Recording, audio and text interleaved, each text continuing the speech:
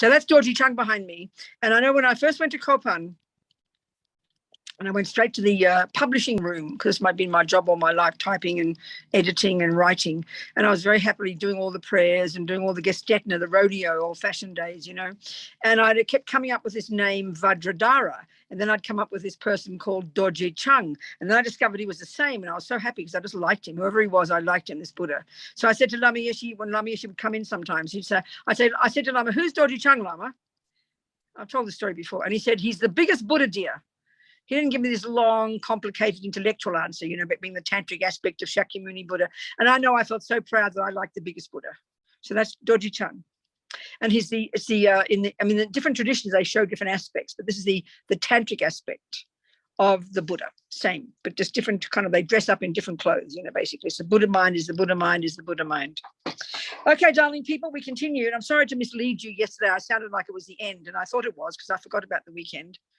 I think it's just old age. I'm getting Alzheimer's or something. I hope not, but I forgot.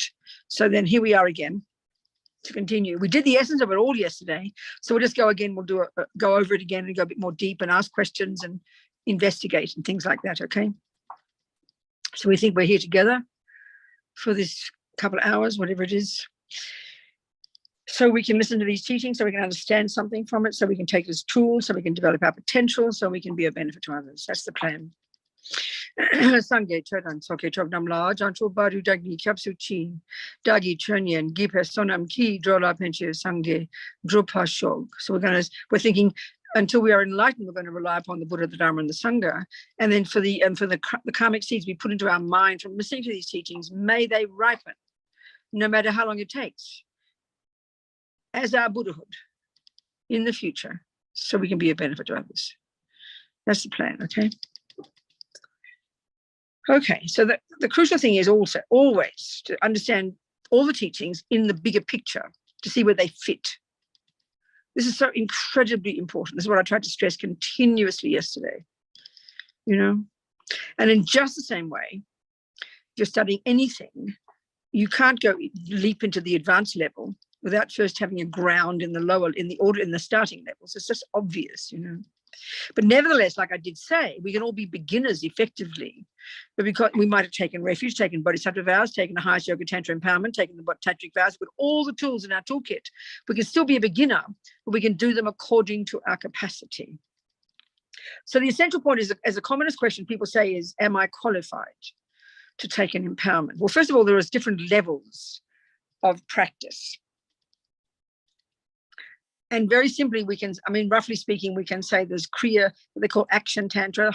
Then there's a second one called yoga tantra, or another one, I forget, performance tantra or something. And then there's highest, they call highest. So, you know, if you've been around and you've seen pictures and you've heard names in the teachings, you've heard about Tara, Chenrezig, Medicine Buddha, you know, Manjushri. They're all the first level. So these you don't need to receive an empowerment in order to do them. But obviously to receive the empowerment brings you the special blessings, there's no question.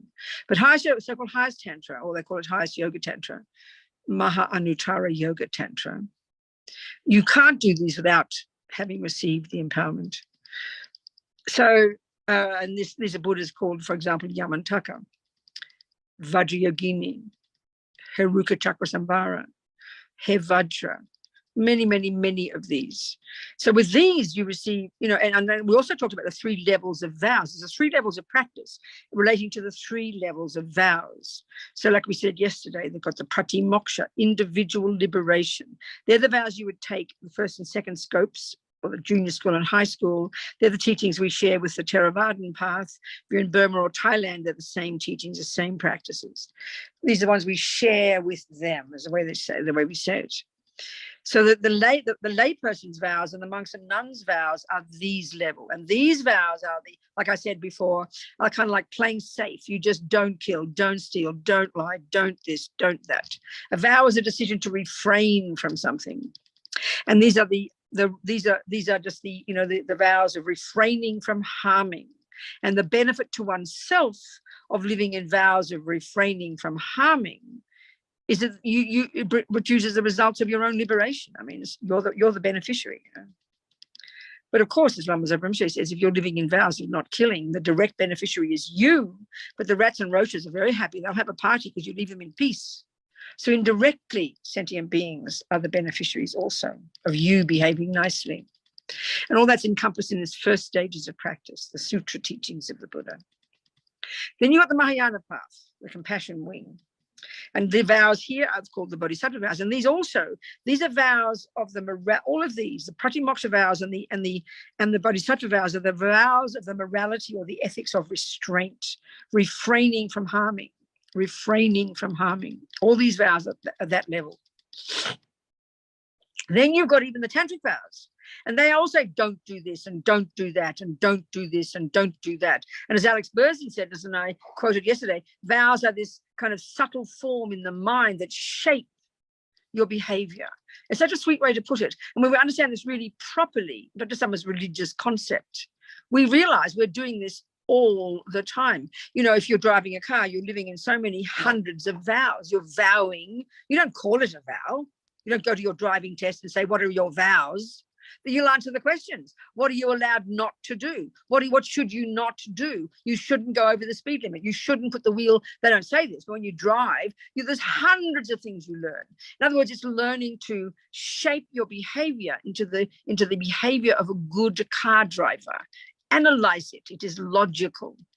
Everything we do in our lives with our body and speech, it's shaping our body and speech to do a certain behavior according to our culture. The way we dress, how we go to the toilet, how we sit at meals, how we hold our knife, how we hold our fork. Everything we do is our body and speech. That is behavior, you know? It's a very interesting concept. That's absolutely what we understand, but we don't think of it like this. We mystify religious vows, like someone sitting on top of you, squashing you, telling you don't do this, and if you do it, you'll get punished. That's the childish way we think about it. So when you understand vows as a way of shaping your behavior in order for you to become a Buddha, wow, who wouldn't want to take the vows? It's so clear. They're all the morality of restraint, of refraining from harming. Then when you get to the Bodhisattva path and you've accomplished bodhicitta, now you start to practice the morality of benefiting others. So in other words, that's a really high thing. To be able to benefit others, as Dalai Lama says, compassion is not enough. It's the point, but you've got to have wisdom. So the only time you can really benefit others is when you have clairvoyance. I mean, think about this. We stumble along with zero wisdom, driven by our attachment and our anger, running around trying to help people, half the time making a mess. Because we don't have any wisdom whatsoever. We have no idea what's best for the other person because we're driven by our own neuroses. So this idea that all the first levels of practice are the vows of the morality of refraining from harming. Then when you've finally got bodhicitta, some semblance of wisdom, now you can begin to benefit. And that's the 6 perfections. And you go from life to life, accumulating this vast, meritorious, virtuous energy of benefiting others based on wisdom. Then you have the tantric vows, you know, and they're all in that. They're totally to do with forming your behavior in order for you to be able finally to access your subtle mind so you can transform it into the mind of a Buddha. So vows are stupendously important.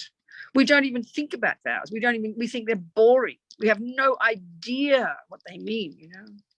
They say if you keep your vows purely, the 3 sets of vows, you're certain to be enlightened in a certain number of lifetimes. You cannot possibly be a Buddhist without living in vows. You cannot possibly become a Buddha without living in vows. So when you understand this psychologically, it makes sense, you know. So, of course, you have to know the vows. Most of us haven't got a clue. Even the 18 root bodhisattva vows, not to mention the 46 secondary ones, not to mention the 6 set, the whatever it is, the tantric vows. There's the 14 root vows. There's a whole bunch of secondary vows, all slightly framed differently by different teachers. All of them are to help shape our behavior, because behavior is your body and speech in order for your mind to do its job, you know. This is an absolute prerequisite if you want to practice Tantra. Absolute prerequisite. You've got to have refuge, bodhisattva vows, and finally, tantric vows.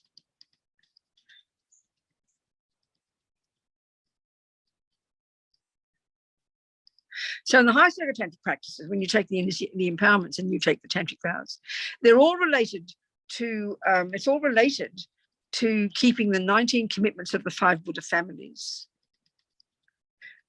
And the 5 Buddha families basically, you see, in Tantra, all this, like I said yesterday, it's basically psychology. And if you want to take a little family tree, you know, you've got Dharmakaya at the top. Dharmakaya is a Sanskrit word that refers to the pure, unmanifest, all-knowing, all-compassionate, all-pervasive mind. No shape, no form, just pure wisdom and compassion, disembodied. Mind is not physical. That's Buddha, the actual meaning of the word Buddha. Now, because Buddha, we poor peanuts can't access that.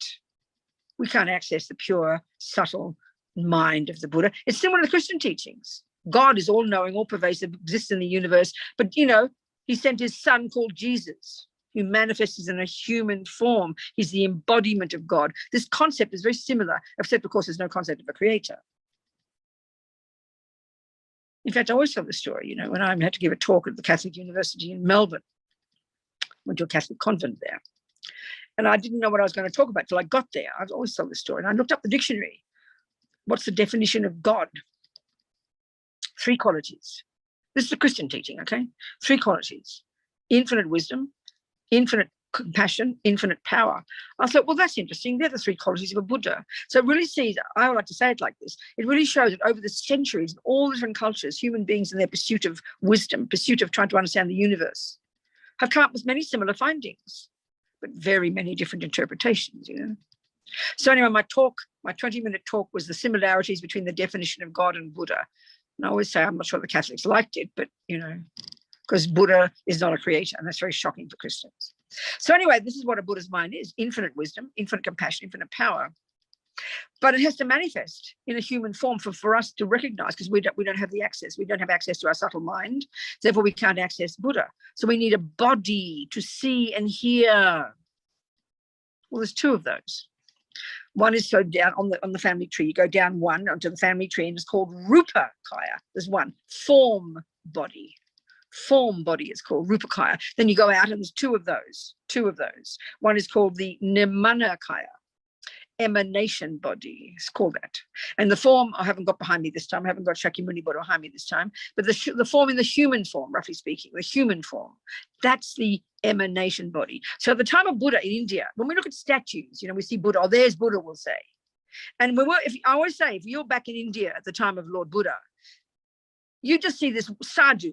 There are millions of sadhus. India was covered in sadhus, all running around, you know, doing their trip, discovering reality and giving teachings in their yellow robes, you know, their saffron robes. You could not have told the difference between Buddha and any other sadhu. He didn't have a little halo on saying, hello, I'm a Buddha. That's why he said, check up on. And he was called the guru. He was the teacher in the human form. His mind was the mind of the Buddha, but you can't tell. So it's exactly the same for us in these days. We also need a teacher. He was the guru then. He embodied Buddha then. Well, same now. So His Holiness Dalai Lama is said to be a Buddha. Okay, you've got to find out. You've got to have some confidence. But here's the emanation body. Our own Lama, our practice is to see, and this is a crucial point today, let's talk about why we need a teacher. It's so clear. At the time of the Buddha, everybody else was just like us. They couldn't have heard Buddha's teachings if Buddha hadn't manifested in a human body and spoke words that they could hear. It's exactly the same now. The guru now is the same as Buddha then. There's no difference. There's a human person. Now, you can't tell if they're a Buddha. This is the tricky bit, because we're not clairvoyant. Nobody on the planet could have said that was a Buddha then, unless you were a Buddha yourself. So you had to, that's why he said, don't believe what I say. Check up. So you have to check up, get confidence that this person is valid.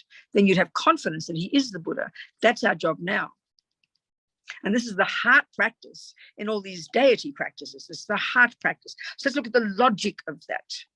If there's no logic to these things, it's just nonsense. We believe mystical means not logical, opposite for the Buddha. If it's not logical, it doesn't exist. If you can't prove it intellectually first, it's not true. This is quite shocking to hear. So, you know, Buddha at the time, that was the emanation body. But then Buddha manifested another body, which is why now we're discussing Vajrayana, and that's called the enjoyment body, or the Sambhogakaya.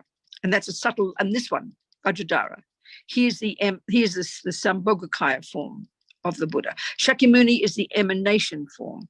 This Dorji Chung Vajradhara is the Sambhogakaya form, the subtle light body, the bodhisattva style. He's on a monk. Look at him. He's naked with his girlfriend, you know. That ain't a monk's behavior, I promise.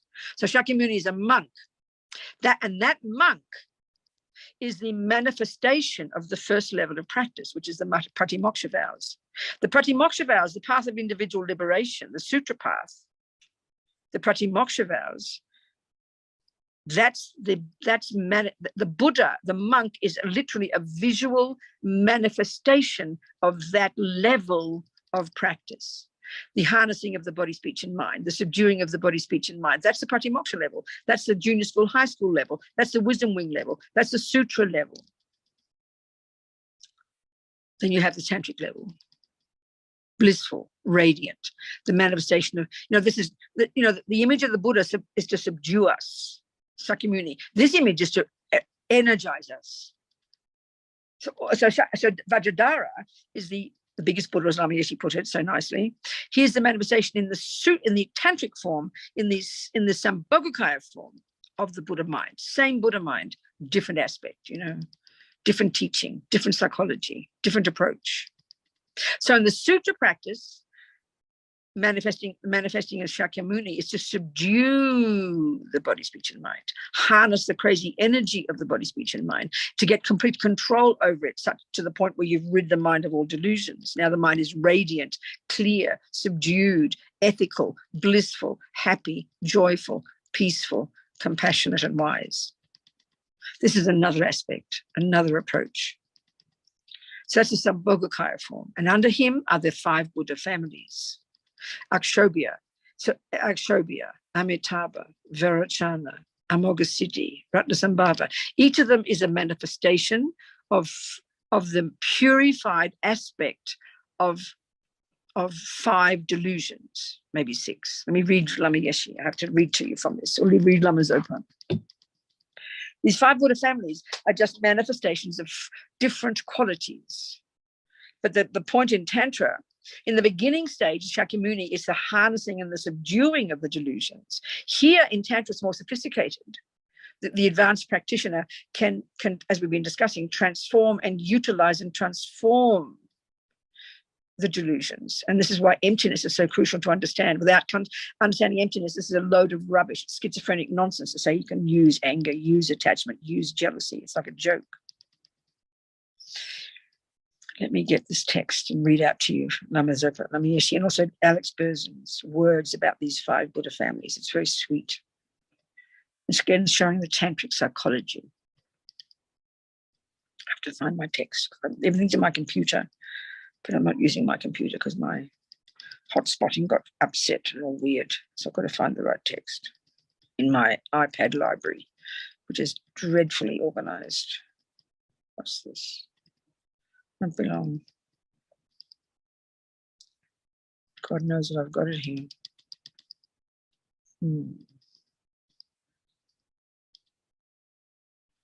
No, where is it? I'm so sorry. Here we go. Okay, let's look at this one.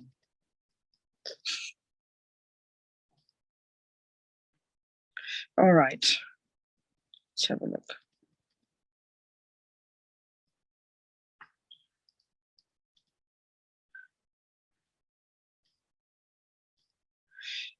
Okay.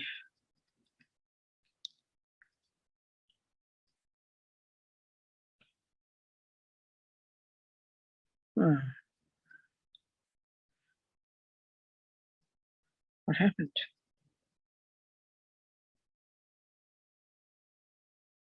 Wow, where is it? Oh, here we go. Okay.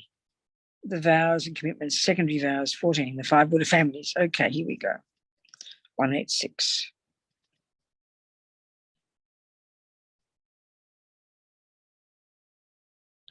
All right. So when you're taking the high total Tantra vows, they're all framed in terms of the 5, keeping these 19 commitments of the 5 Buddha families. And they're all just this vow. A vow is a decision to refrain from something. A commitment is a decision to do something. And just like everything you learn, you have to learn the instructions, how to play the piano, what you do. This is all this, it's the instructions of how to turn yourself into a Buddha. So, okay, this is Berzin talking. Let's look at Lama Zopa first. Where's Lama Zopa's words for this? This is Berzin, or yeah, here we go. So now, okay. So according to Curtis Center Rinpoche, the 5 types of Buddhas, these 5 Buddha families, because, okay, just to finish, there's 5, underneath Vajradhara is the 5 Buddha families, and under each of those is all the thousands and thousands of the other Buddhas. They all belong to these different families, psychologically speaking. So, for example, Amitabha, who is the manifestation of purified attachment energy, Tara is in his family. Chenrezig is in his family. Vajrayogini is in his family. Haruka Chakrasamvara is in his family. Hayagriva is in his family. All of them are different psychological energies. It's nothing cosmic, it's just not how we think of psychology. So now, according to Curtis Center Rinpoche, the 5 types of Buddhas are related to the 5 delusions. The cessation of those delusions manifesting as a deity. It can also be said that the 5 impure aggregates have been purified. So the 5 aggregates is this teaching that Lord Buddha gave, where he broke down into 5 components a person. And these are the 5 aggregates. This comes up a lot in all the teachings. It's the way Buddha described, broke down into 5 components a person. He also, the 5 aggregates also refers to all the impermanent phenomena of the universe. But here the 5 aggregates of a person. Form, which is your body. Feeling and discrimination, which are 2 of the 51 mental factors that play a really major role in our in our suffering, and therefore in our getting of happiness. And then a non-associated compounded phenomena, which is like a grab bag of leftover bits and pieces. And then 5th, consciousness. These are the 5 aggregates. So here, the particular thing is the delusions. So the purity of this mind that is achieved by ceasing anger manifests as the akshobhya. He's blue, dark blue. The purity of the mental continuum, the mind, achieved by the cessation of ignorance, the root delusion, manifests as varochana. He's white. The purity of the mental continuum achieved by ceasing pride and miserliness manifests as the Buddha Ratnasambhava, and he's green.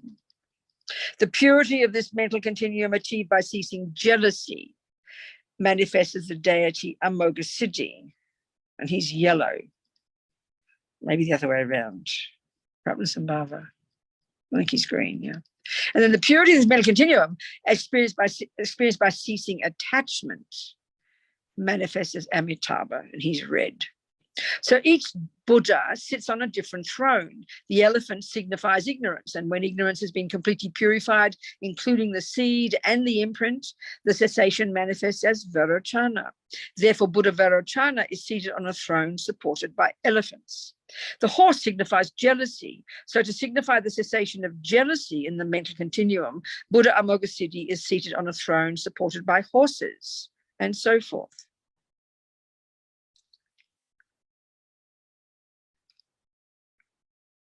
So in the tantric text Semo, it says, the bodhisattva who wishes to live life in the pure conduct of secret mantra, it's another term for Vajrayana, Mantrayana, Tantrayana, should protect the samaya, or the commitment, word of honor, or samaya, or pledge. Samaya is a Sanskrit, or damtsig in Tibetan.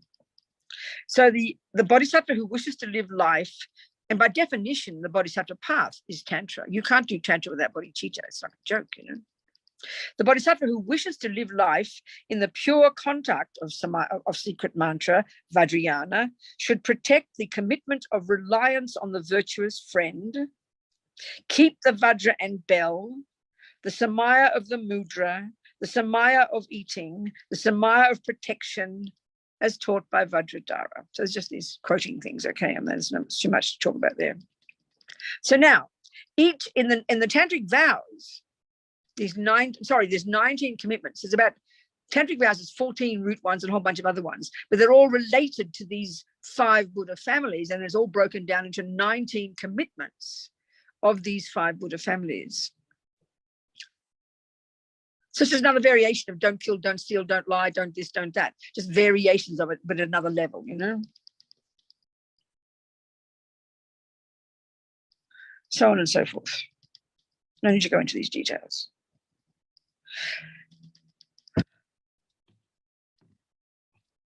So what you're trying to do is taking the tantric vows is again shape your behavior in such a way that you, when you get concentration, can access your subtle mind and transform it into the mind of a Buddha. And that's why Tantra is said to be so quick. They talk about how we have to accumulate wisdom, the immense amount of wisdom, and accumulate immense amount of morality, of virtue, or merit, they call it.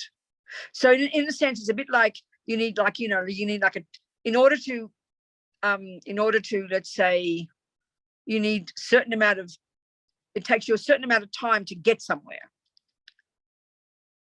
So if you practice the tantric path, it is said that you accumulate. No, sorry, what's another analogy? It's like you've got to accumulate a certain amount of wisdom and a certain amount of merit. That's how they used to say. And the amount of merit and wisdom that makes you a Buddha, if you practice a sutra path, it takes you countless eons. If you practice the tantric path, it's a skillful means whereby you create these together. That's what they say. On the sutra path, you have to do, when you're sitting in meditation, you are accumulating wisdom. When you bop around in your lifetime after lifetime working for sentient beings, you are accumulating merit. But the tantric path, there's something skillful, technologically speaking, about the tantric teachings and the tantric practices, whereby you can accumulate the wisdom and merit together. And these are technical points. One has to study it. So that's why it's said to be quick. And of course, like I said, you know, the reason we hear it's quick, we get all excited, you know. Oh, I want to do the quick one. But like I said, a bodhisattva is prepared to walk 1,000 miles on their hands and knees to benefit sentient beings. But if they can fly, clearly they'd rather fly because it's better for the sentient beings. But they're prepared to walk if they have to. You don't just get the fast trip because because it's quicker. You've got to have this enormous enthusiasm. And so in other words, what really defines, what really expresses these tantric yogis is their bodhicitta. That's really what the tantric path is about. You know, it's about these outrageously powerful, compassionate beings being skillful enough because they've smashed their ego to utilize these powerful techniques of transforming their mind into the mind of a Buddha very quickly because of their compassion. Without bodhicitta, it is impossible, utterly, completely, and totally impossible.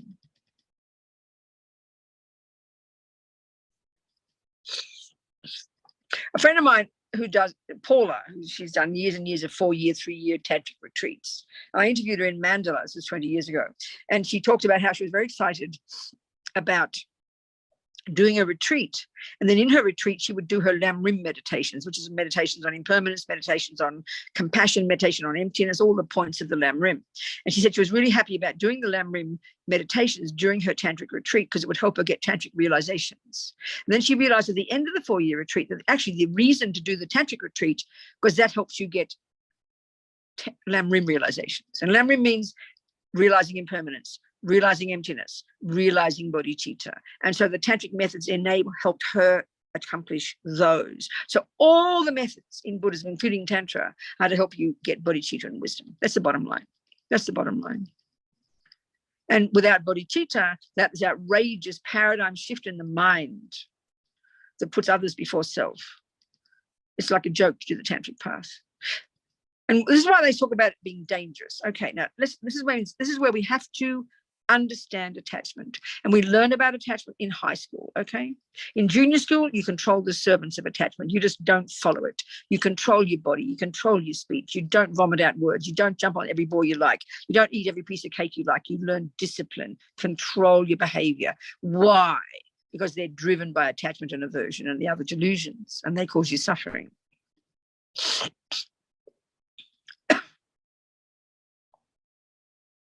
So then you get to high school and you start to get into the mind. You drill down into the mind and you get to understand attachment. The essence of renunciation, the second scope, is to understand attachment. As Buddha says in the Four Noble Truths, attachment is effectively the main cause of all suffering, of all realms, of all existence, of all sentient beings since beginningless time. Of course, ignorance is the root delusion. but effectively attachment. And that means we have to understand this entire realm of existence is the fruit of attachment. This entire realm of existence, all the trees and moons and stars and things out there, the sense objects, they're all sense objects by definition. And who's created these? We have over eons of time with attachment. So to understand attachment is absolutely stupendously, impossibly, without it, it's impossible to understand Buddhism. It is impossible to understand Buddhism. It is impossible to understand Tantra. It's like a joke if you don't understand attachment, what it is, you know. And as I always talk, it's multifaceted and goes to unbelievably subtle levels. Now, the key point is this. This is the thing. This is how you can understand why you can utilize attachment, which sounds so peculiar to us. Okay, the function of all the delusions, the key function of all the delusions, all the neuroses, all the misconceptions, the key function, there are two. One is they make you very unhappy. They're disturbing. They're very distressing. The extent to which you've got anxiety, attachment, anger, jealousy, low self-esteem is the extent to which you are miserable. This is a fact and easily provable. But the other one is this, and this is the key.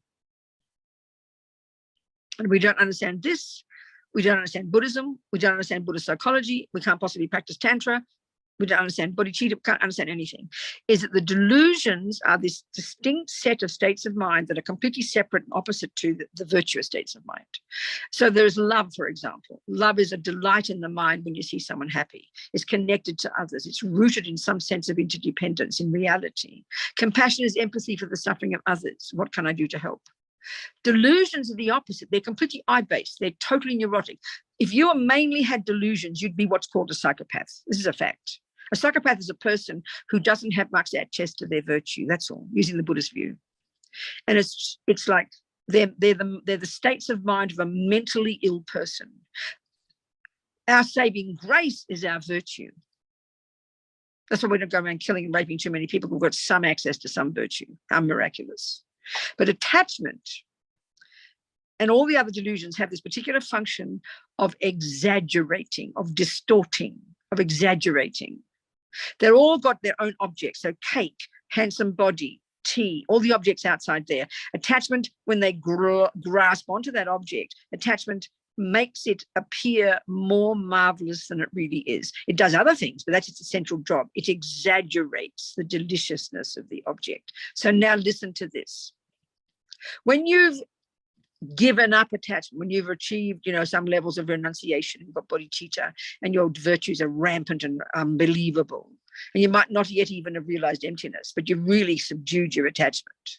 Listen to this point. This is the point. When you see the cake,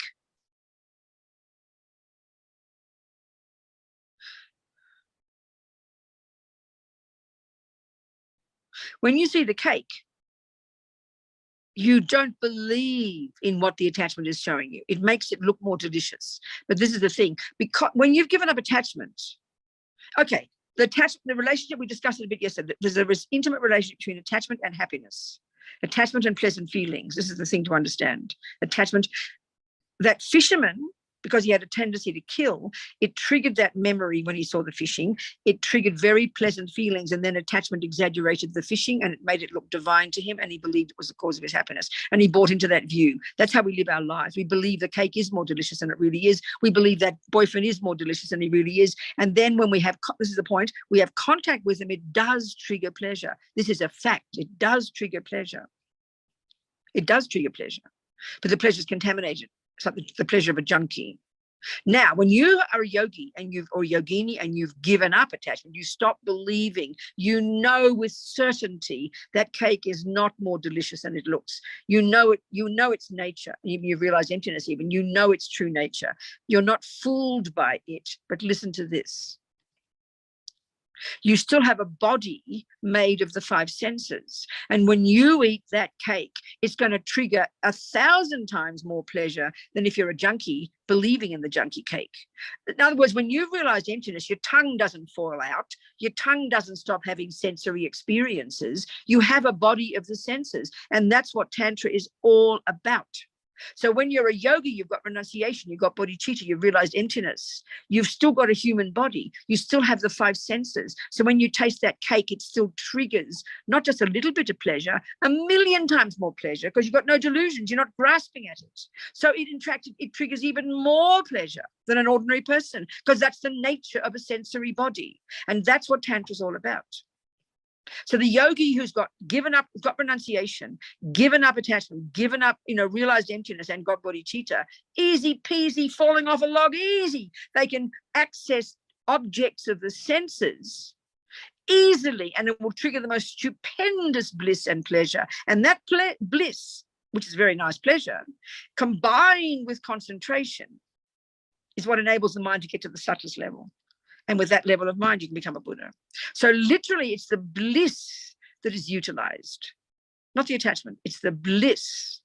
But you look now, because we're junkies, even just when you're slightly thirsty, you have a glass of water, your mind goes berserk. As Lama Yeshe says, when you can have attachment object without the mind going berserk, that's the skill we need to learn to practice. So the yogi has given up attachment, has got renunciation, has got bodhicitta. They've still got a body of the senses. It's going to do what it does. So when it sees that gorgeous boy or that gorgeous girl or that gorgeous cake, they don't believe the nonsense of attachment. They know the truth of that being, but still with access, even just their eyes looking at the cake gives them pleasure. Ears listening to that music triggers pleasure, because pleasure is simply the fundamental, neither good nor bad, capacity of the mind to have a feeling. Are we communicating, people? This is like technical. It's not hippy trippy rubbish, the vomit that's talked in the West. It's technical. So if you don't understand how delusions exaggerate, and if you don't understand the nature of the sensory body, which is a product of attachment, then you won't know how to fix attachment, and you won't know how to use it. Of course you won't. You won't have a clue.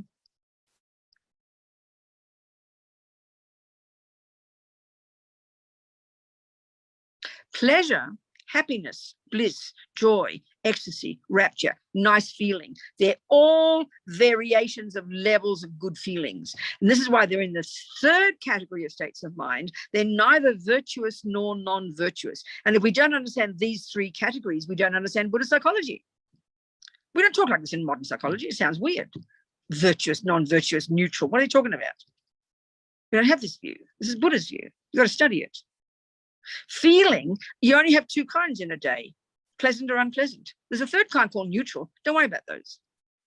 We all want the pleasant ones. It's called happiness. We all don't want the unhappy ones. It's called suffering.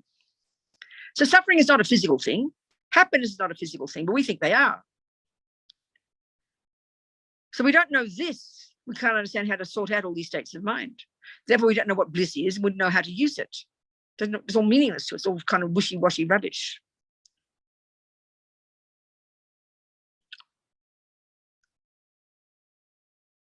Are there any questions, please? I need questions from people, just so that we communicate to some degree, because I'm saying things the best I can in my style. Venerable, David Lee has a question. Good, David. Please talk to me. I can scroll through and see if I can find you. Go, David. Talk. Here you are. Good. Talk to me, David.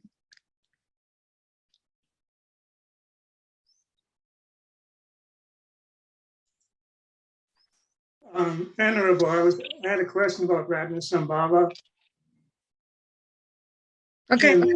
And, he represents the purification of the aggregate of feeling, and I wasn't sure how that related to emptiness. He represents what did you say, Ratnasambhava? He represents, he's to do with, so what did you say, what are you saying about Ratnasambhava? Purification of the aggregate of feeling.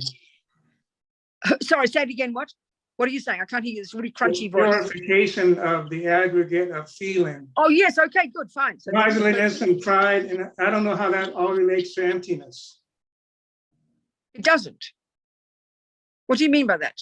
Well, I mean, I thought all the aggregates, form, feeling, perception, that they were, form is emptiness, emptiness is form, feeling. Okay, no, that's something different. No, that's, of course, form is empty, and so is everything else empty, but that's not what the discussion is here. We're talking conventional reality here. We're talking conventional reality, not ultimate reality. So within that, Everything has a specific meaning. This is dealing with the conventional truths of things. So these 5 Buddha families, we're not discussing emptiness here. We're discussing one Buddha, one family is this and one is that, one purifies this, one purifies that. We're dealing with the conventions of reality, not the ultimate here. We're not discussing emptiness here. We're discussing a particular quality of Ratnasambhava. It's the purification on the one hand, isn't it, of whatever we said before, I forget. Ratnasambhava, you know, is a purification of ceasing of pride and miserliness. And it's also, we're talking about in terms of the aggregates. Let's look at Alex Berzin. We'll go into those. That's a good point. Let's do that. Alex Berzin describes the aggregates. But we're not discussing emptiness here, David. It's another discussion. So the 5 Buddha families, Berzin, he talks differently. He says other things. So Virachana. So he says Virachana, you know, is the body. This is the aggregates now. So he says this is related to the body. So it's the body, the form aggregate, and the mirror-like. There's different things. It represents, it's purified. So Virachana is purified ignorance, for example, and it's also purifying the form aggregate, which is the physical. And it's also referring to the mirror-like deep wisdom. These are the things when you learn the death process, you're learning to purify the aggregates, each of the 5 aggregates, each of the 4 senses. It's a deconstruction of all these different components that they say we are made up of. So one is you have that mirror-like wisdom at the first one, the very first of the 35 stages of death, which is divided into 8 stages. The first one is the ceasing of the form, the ceasing of the earth element, and the ceasing of this mirror-like deep wisdom. So like that. And then you've got Ratnasambhava. Ratnasambhava is the pure, yes, that's right, is a purification of the feeling aggregate. So that's the second stage of death, when the feeling begins to, the pleasant, you can't distinguish between pleasant, unpleasant, and indifferent feelings. They kind of all merge. That occurs at that time. And it's also, and the wisdom of this equality ceases to function at that point. And it also represents the purification, as we said before. Now I've lost the page. No, I've completely lost the page. Clicked on the wrong thing. Sorry, have to go back. What is the wisdom of equality? It's the distinguishing between, it's the seeing these the pleasant, unpleasant, and neutral, seeing them as equal or something like that. That's how they talk about it. These 3 feelings, pleasant, we only have 3 kinds of feelings, pleasant, unpleasant, or neutral. So the mirror-like wisdom of equality is, I think, the seeing of these 3 is similar or something like that, David. I mean, these things, the death process is so helpful because it describes all these points, all of these components that deconstruct. I can't find the page. Is it satisfying or not, David? You're not happy? I'm very pleased, thank you. Okay. I'm happy to send you this document with these different teachings in it. If you'd like me to do that. I would appreciate it. It's got all the tantric vows, all the bodhisattva vows, and all these different explanations in it. It's quite helpful. So if you'd like it, have I got your email, David? I have yours. Yeah, I'll have yours. Email me, and I'll send it to you. No problem. I have to look up the contents again. I'm getting confused what pages. So any other questions, people? Are there any other questions, folks? Please ask me. I don't know that much. But I can tell you something. Are there any other questions, please? Any questions at all? Yes. Yes. Good. Talk to me. It's Merwood. I have a question about bliss and what you just described in terms of using attachment and then letting go of your delusions. And then once you're letting go of your delusions, you see the same object and it engenders a state of bliss in you.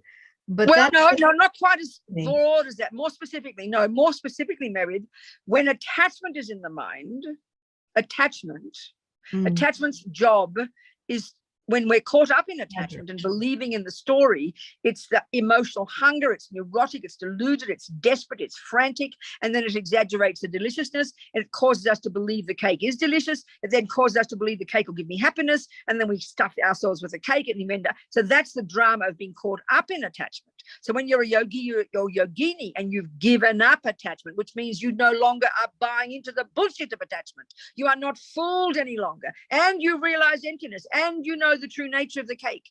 Then you still have a body of the 5 senses, and then when you eat that cake, it will trigger incredible pleasure, far more pleasure than the normal dumb person. That's what I said. So what's the question? Ah, okay. I think I understand that now. But Good. there's one little related thing about bliss, which is the bliss. Call it pleasure. Call it pleasant feelings. And there are different levels of it. That's all. I was thinking about the bliss that comes when you are a bodhisattva, or when you have realized emptiness. Then you always live in a kind of Of course you do. Your mind, put it simple words. Can we do that? When you have, even when you've got single pointed concentration, your mind is incredibly joyful, naturally, because even for that period they're in concentration, your mind is at least free from the delusions. So the presence in our mind of delusions equals the amount of misery and unpleasant feelings, and the less delusions, the more virtue, the more pleasant feelings. So it's a gradual process. So by the time you get to realizing emptiness, by the time you get to getting bodhicitta, you're just insanely joyful all the time, because delusions have gone. Okay. You with me? Yes, yes, I am. Thank you. Good. Yeah. Okay. What else, people? These are good questions. It's wonderful. Go on, talk to me. Anything else? So then Berzin talks about, he talks about each one. He's very helpful. So he talks about this other way. So Ratnasambhava, so first I'll start with this one. Virchana, as we discussed, the purification of the cessation. He's the purification of ignorance, manifesting as Virchana. Here now, Berzin talks about in relation to the aggregates. So he represents the purified aggregate of form. Form is the physical. He also is also, and this is what happens at the time of death. Form ceases to function, earth element ceases to function, and then this mirror-like wisdom, which is the ability to reflect lots of different things all the time. So as we're just looking around the room, we can distinguish between a million different things. This color, that shape, this thing there. That's an ability every single day that we have, that we need, discrimination. And this mirror-like wisdom reflects all this back to us. This begins to cease at the time of death. So in each of the 19 commitments to the 5 Buddha families, there are 6, for example, practices related to this one. Then it gets to Ratnasambhava. And it's the feeling, as David said, it's the second of the 5 aggregates, this feeling, which is not virtuous or non-virtuous. In the third category, which I call the mechanics of the mind, we either have pleasant, unpleasant, or neutral feelings. Forget the neutral, we have pleasant and unpleasant. We have very unpleasant, which is called suffering, which is called intense suffering. You get a punch in the nose, or you have a vague feeling of slight unhappiness when you stub your toe. These unhappy feelings, unpleasant feelings, to the most intense unpleasant feelings, where people go completely mad. And then you have pleasant feelings, joy, happiness, these ones. So this is the second one, Ratnasambhava purifier, representing the purification of those, the equalizing of these, they say like that. Berzin's commentary is very helpful. Third one, Amitabha, as we've been discussing from Lama Zopa, is a manifestation of purified attachment energy. So this is also this ability to distinguish. Oh, this is the one I said before, sorry. To distinguish between this and that. It's a totally crucial part of our mind, totally unbelievably important. Discrimination between this and that. And the key one we have to use to develop that is to use the discrimination in our mind between delusions and virtues. That's what we need most. And also this, so like that. And then you've got Amoghasiddhi. This is purification of the 4th aggregate called compositional factors. They all seem very abstract to us until we study them, This 4th one, compositional factors, is all a whole bunch, like a grab bag left over all the different impermanent bits and pieces of us that are not included in the other 4. And this also purifies particularly intention, which is one of the main of the mental factors.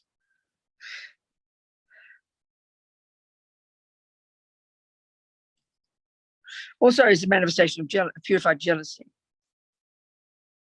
Atrobia, he's a manifestation of anger, okay, and also purification of the general consciousness itself. And then the deep awareness of the sphere of reality. I mean, these things are quite abstract. We have to study them, And these each are more subtle than the other. And this is what deconstructs as we get through the death process. So there's that. What can I say? And then there are all these commitments related to all these in order to be able to harness our energy so we can purify all of these, so we can become a Buddha. It's, as Lama Yeshe says, Tantra is very technical. And it's dealing with the subtler physical and mental energies, not the grosser ones, So it's quite sophisticated stuff. That's it. It's interesting. Any questions, people? What would you like me to talk about now? Yes, David. Yeah, in terms of Akshobhya, he represents the attainment of Dhamma Dhatu wisdom. Is that about the attainment That's of realization of of emptiness? Yeah, that's right. That's really that. And Berzin calls it the deep awareness of the sphere of reality, the Dhamma Dhatu. Yeah, that would be related to emptiness. That definitely would be, yes. That's right. That's the last one. In terms of the death process, this aggregate of consciousness is the final one to go. And that's the subtlest one, yes. So that would be emptiness, exactly. Roughly speaking, David, yes, exactly. What else, people? Anything else? Nothing? Well, what would you like me to talk about? Could you speak more about Dhamma Dhatu? No. You mean emptiness? I can talk a bit about emptiness, yeah. I mean, I never use the word Dhamma Dhatu. I don't know, the sphere of reality, whatever. Let's talk about emptiness, okay. Let's talk about emptiness, okay. Well, one interesting point, one person asked is holiness. How do I apply emptiness in daily life? Which is really what we would like to know, isn't it? And the answer was so simple, so embarrassingly simple, it's shocking. But his answer tells us it's dependent arising. And I'll tell you, his answer was, see things from a different point of view. So without emptiness, putting it simply, we live in this ignorance, this deep, primordial, instinctive, like I said yesterday, grasping, primordial grasping at everything as having an absolute, concrete, unindependent nature. We're set in stone. If you think of anybody you know, forget yourself, who's freaking out all the time, having panic attacks, my God, that's disaster, getting angry every second, freaking out up and down like yo-yos, is because their ignorance, the marigpa, this primordial ignorance that grasps at me as absolute and solid and everything else out there as absolute and solid. And it's going from, you go from pillar to post. I mean, talk about bipolar. That's really bipolar, I promise you. Having total ignorance, everything is absolute and concrete, and you're a total drama queen about everything. We know people like that, and we can see that tendency in our own mind. It's because we grasp at things as having an absolute, intrinsic, concrete nature set in stone. That's the way to say it. So what emptiness is, we learn to apply. Okay, the two truths is a really good way to always present emptiness. As Lama Tsongkhapa says, he praises a whole beautiful song of experience written by Tsongkhapa in praise of Buddha for his teachings on dependent arising. So there's the two truths. There's conventional truth, or as Lama Zopa calls sometimes illusory truth, because it's not really true. The way things exist conventionally. Then there's the way things exist ultimately. So the shorthand for conventional is the term dependent arising. The shorthand for the ultimate is the term emptiness. So when we hear that mug, that person, I have no existence from my own side, am empty of existing from my own side, have no intrinsic nature, do not exist intrinsically, have no intrinsic characteristics, do not have any natural existence, who do not exist from my own side, who have no self-existence. All these terms are synonymous. When we hear that, we hear, oh, well, there's no I, might as well die. In other words, we fall, as Tsongkhapa says, we fall into the abyss of the great mistake. We think there is no I. We hear as nihilistic. This is the abyss of the great mistake, and that's one of the biggest misconceptions in the world in the misinterpretations of emptiness. Then when we hear dependent arising, that there is an I that does exist interdependently upon causes, dependent upon parts, dependent upon the mind labeling it I. Then we get confused and we think, oh, well, there is an I. And so then we grasp at it and go, thank God there is something after all. So we go like drunken sailors between these two extreme views. We either think something is existing from its own side, or we think there's nothing at all. This is the danger, and this emotionally is how we exist. You think about it, emotionally, this is how we live our lives. Talk about bipolar. We're up and down like yo-yos. When everything goes beautifully, Attachment's getting what it wants. We're in complete heaven. Now I've finally found happiness. Now we will be together until we're 80. Now I've found it is going to exist. So we assume it's existing from its own side. We assume it's permanent and unchanging. That's the major mistake. And then when the bubble bursts and your boyfriend leaves you, you go to the nihilistic one and you crash into despair. Nothing exists. Nothing has meaning. And that's when we kill ourselves. So emotionally, we live like this because we have this grasping either at things as having an intrinsic nature. And when attachment gets what it wants, we're all joyful and excited and we set it in stone.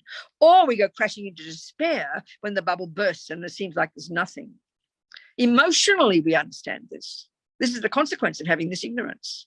The two mistaken views. We go from pillar to post, like going crazy between these two views. So the reality is the two truths are just flip sides of the same coin. So not only do we have to realize that they're not true, but we have to realize that they're not contradictory. So in reality, everything is empty of intrinsic nature because it's a dependent arising. And because the I is the product of many causes and conditions, it is therefore empty of being independent. Because the one word that is covering all of these, intrinsic nature, inherent nature from its own side, self-existent, the one term is independent.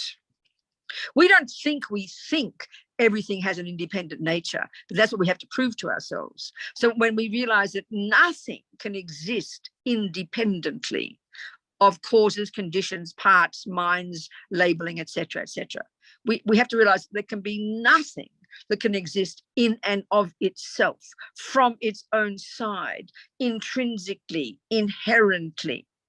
Everything exists interdependently.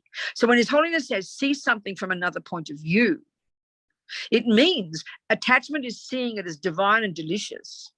And you're stuck in that because attachment is the main voice of the root delusion that believes the cake is intrinsic. So, to cut the attachment and to cut the view there is delicious divine cake on the plate from its own side, having nothing to do with me looking at it.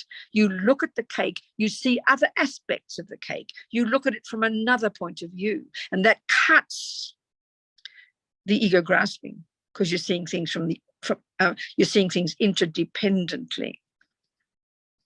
Because when you're caught up in the thrall of these delusions, which are all the voices of ego grasping, the root delusion, everything appears solid, absolute. And the real mistake, it appears out there. That chocolate cake, when you're in the thrall of attachment, which is the main voice of ego grasping, the root delusion, when you see that chocolate cake, it really does look, doesn't it, like it's out there on the plate, having nothing to do with you as the observer. But the Buddha's saying there is no cake on that plate that doesn't come from your mind. That's the final meaning of dependent arising. The subtlest meaning of dependent arising is dependent upon the mind labeling it.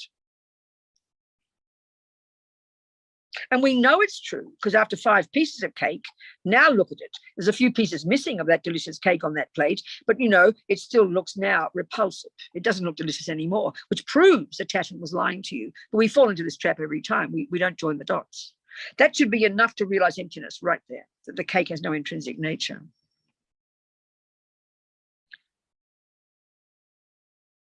That's why the yogi in Tantra can see the cake and not fall into the trap of believing in the delicious cake, or believing even more subtly in the intrinsically delicious cake.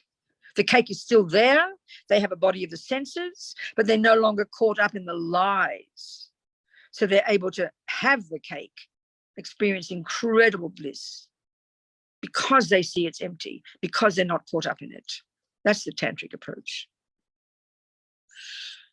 And that bliss can be utilized. That's the point.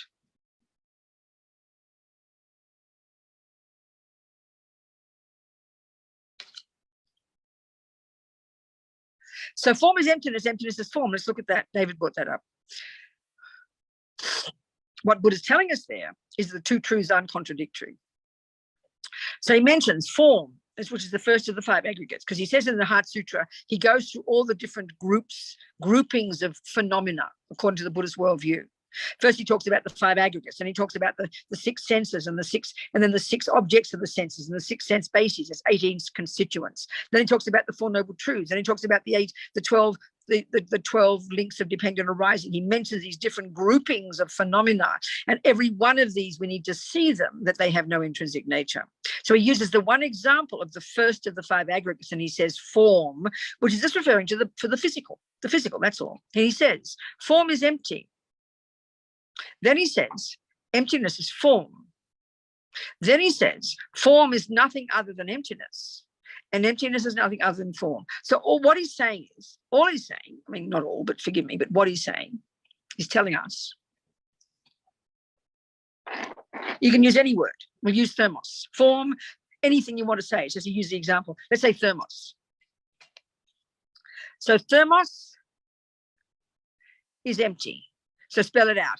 This conventional phenomenon called thermos, which we have labeled and defined, there's a thing that holds your tea and keeps it hot. You've got to define yourself first, define the word. So we label this a thermos. Form is another label.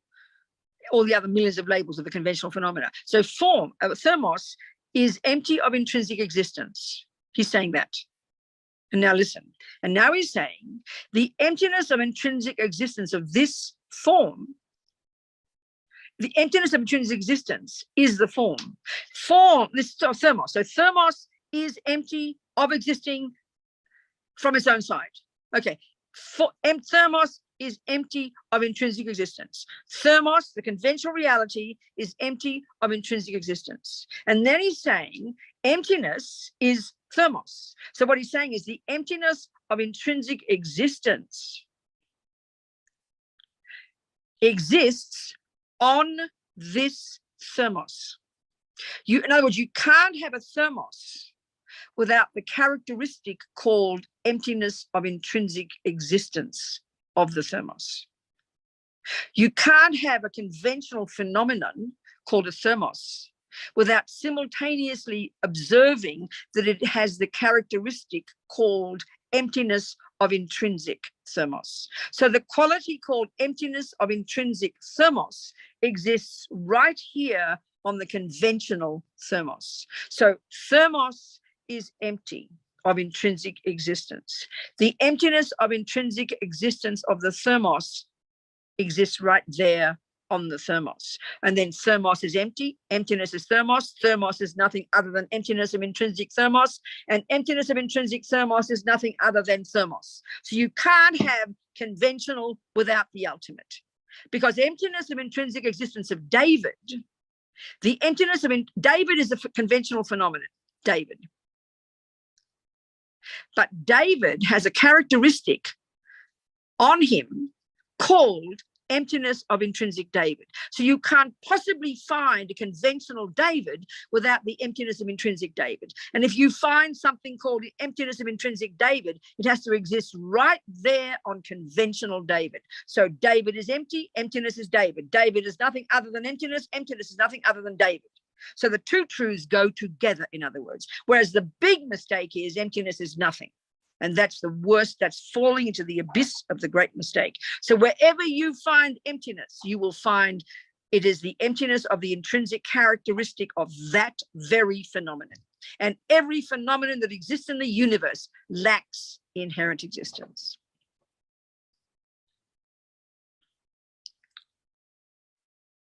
When we can start to put these two truths together and realize they're pointing to the same thing. If we hear emptiness and we go sailing off into the abyss of the great mistake in this one way, and then we hear dependent, we hear there is something existing, we grasp at it this way, we're going in the wrong direction. We've got to go towards the direction of the middle way. And the real middle way is finally when you're a Buddha and the appearance of dependent arising and the appearance of emptiness are simultaneous. That's the real middle way. So the two truths lead us to the middle way. And even intellectually, we can begin to understand that conventional refers to the ultimate, and the ultimate refers to the conventional, then we are going in the right direction. We will not lose the plot. This is what Tsongkhapa says.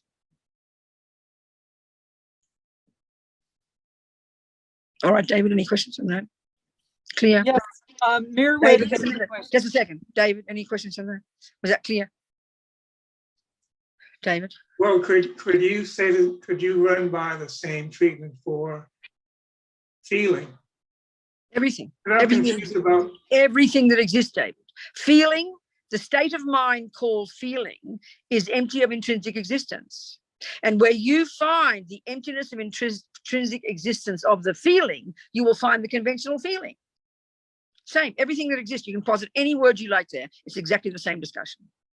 Because everything that exists is empty, and everything that exists has a conventional character, but they refer to the same thing. You can't find one without the other. This is the point. This is what Buddha's telling us. The two truths come together. In other words, let's speak simply. We can see this thermos is black, right? Can't we? We can see it's black. It has a characteristic called black. So you could say thermos is black, black is thermos, thermos is nothing other than black, and black is nothing other than thermos. In other words, you can't separate the black from the thermos. Black is a characteristic of this thermos. So emptiness of intrinsic existence is the characteristic of this thermos. So thermos is empty. Thermos is empty of intrinsic existence, and the emptiness of intrinsic existence of the thermos is the thermos. It's like saying that. This is what we've got to get used to. Emptiness is a characteristic of whatever exists. Emptiness is a characteristic of whatever exists. Emptiness is the characteristic of whatever exists. So you can't separate the thing and the emptiness. That's all. Who else is the question there? You said. Mary? Mirror has a question. Good, darling. Talk to me. I have a question, really a practical question about Tantra, I think. If Tantra is the shorter method to enlightenment, and as has been asserted, and it's a good thing for our dark age, as has also been discussed, and we are not monks, and we are not in that kind of really intensive Sangha, how do we actually guide ourselves to get to the point of preparing ourselves properly, of being able to take the bodhisattva vows, able to take the tantric vows, so we can actually practice Tantra, so we can actually not just— There's no difference between a layperson. But in Tantra, there's no difference between a layperson or a monk. No difference. Why are you asking? Because I don't see how we get there. That's the same methods. The method. No, I'm repeating the answer, darling. All the methods and the teachings are there. Whether you practice music 10 hours a day or 1 hour a day, it's the same teachings. So it's up to you. Could actually do this, let's just say this is the extreme, but you could do this without a teacher? Who's implying you shouldn't have a teacher? What's that got to do with the price of fish? What's it got to do with being wait a minute, stop. What's it got to do with being a monk and having a teacher, and not being a monk and not having a teacher? Where's that implied? Where'd you get that information from? It's meaningless. It has no basis in any reality whatsoever. Well, if you don't live near a Dharma center with a teacher— That doesn't mean you don't have a teacher, Mary. It doesn't mean you don't have a teacher. My Lama Yeshe, my teacher, died 40 years ago. I've still got a teacher. He's in my mind. I do all my practice in relation to him. That means we have to learn to know more understanding of Guru Yoga. We have to practice it. We'll do that after our break. It's got nothing to do with being physically in front of a teacher at all. Nothing to do with that. Nothing to do with that at all. You could have Lama Yeshe. I mean, he was very powerful. Well, then you can find your own teachers. Where's your problem? You're pretty devoted. I can hear that. How come you haven't found your teachers yet? They're all over the world. The world is crawling in good Dharma teachers. How come you haven't found one? Well, I'm not busy with teachers. I'm just trying to figure out how to do this properly. Darling, wait, Mary, I hear your question, but it's a false question. But there's an assumption in what you're saying, that because you're not living in the Dharma center, because you're not living 24-hour days among other practitioners, because you're not living in front of your Lama, that you can't practice. That's what you're suggesting, isn't it? May I ask that? Is that true? Is that your suggestion? I can't practice with that level of intense guidance. That would— well, clearly you can't. No, it's obvious you can't. It's like you saying, if I don't have Roger Federer in front of me 7 days a week, I can't become a tennis player ready for Wimbledon. You are right, baby. So you got to make a decision. You mean to make a decision to join a monastery, or to just— or make a decision to do it full time? It's up to us, darling. This is the point. I know your point, but that's up to us. Do we want to go play Wimbledon or not? Do we want to become a Buddha or not? The ideal scenario, yes, is give up sex, drugs, and rock and roll. Give up husbands and mortgages and dogs and cats and bloody, pension plans and movies and sleep and pissing and shitting. Yes, give the lot up, girl. But who's qualified, Maywood? 99% of it are not. So we do it according to our pace, and you aim for that. And then maybe 3 lifetimes you'll be ready for it. We've got to be where we're at, sweetheart. That's the point. Are you hearing me? Yes, I'm kind of a New Yorker and I like things to happen yesterday. So yes, I'm hearing you very much. Well, honey, if you want to make it yesterday, you can. There's a possibility. You just got to be a fanatic like all these yogis. They're all fanatics, I promise. You got to start not sleeping like Lama Zopa, but we're not ready for it. So we've got to aim. It's a path we're on. It's a map we're on. We've got to know where we are on that map, Maywood, and we do according to our own pace on that map. So you want to become a Buddha, so you aim for it. And then you do all the practices, sow the seeds, keep your vows, and next life you maybe be able to be born to a mother and a father where you can become a totally devoted practitioner from the age of 4 or something. That's a possibility. You just have to want it and sow the seeds for it. That's about karma. I see. You get my point here? I do, yes. Yeah, go for it, girl. Keep moving. I think have a break now. It's been 2 hours already. No, it's been 1 hour. That's enough. Have a break. Who's in charge today? I can't see who's there. Is John up there today or somebody else? I'm the Mary. boss today. Okay, Yeah. Mary. So what's our next bit of schedule? Just an hour and a half off or something? It was 45 minutes. It was going to be 2 to 2:45. So it's 1:15 now. We could Oh, I resume. see. Resume when? What time? If you want a 45-minute break, we could come back at 2. We can come back in an hour. Okay. Quarter past 2 New Mexico time, okay? In an hour and a quarter. In 1 hour from now, okay? 1 hour. I'll see you in an hour, folks. Thank you, darling. 2:15.